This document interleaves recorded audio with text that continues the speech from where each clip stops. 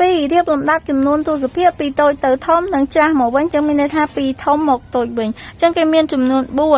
78.086 78.087 78.300 77.989 ចឹងដើម្បីរៀបលំដាប់ចំនួនបានយើងត្រូវធៀបគ្នាម្ដងពីខ្ទង់ប៉ុន្តែបើវិធីលឿនយើងអាចធៀបគ្នាម្ដងទាំងអស់រួមតែម្ដងធៀបចាប់ពីខ្ទង់ធំជាងគេបំផុតគឺខ្ទង់10ខ្ទង់10ខាងមុខនេះលេខ7លេខ7លេខ7ដូចគ្នាណាហើយខ្ទង់រាយខាងនេះលេខ8ខាងនេះលេខ8ដូចគ្នា8ដូចគ្នាតែខាងនេះលេខ7អញ្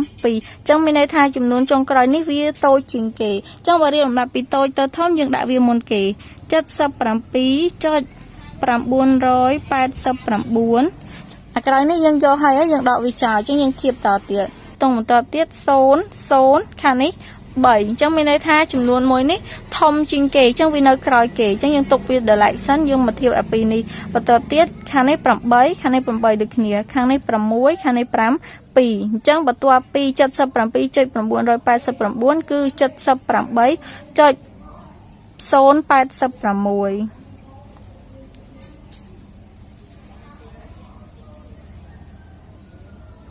ហើយបន្ទាប់ពី 78.086 គឺ 78.087 ហើយធំចុងក្រោយគេគឺ 78.305 ច្រាស់វាមកវិញ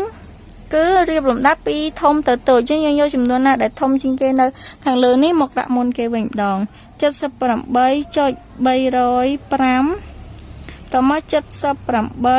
78.087 តមកទៀតគឺ 78.086 ចុងក្រោយគេគឺ 77.989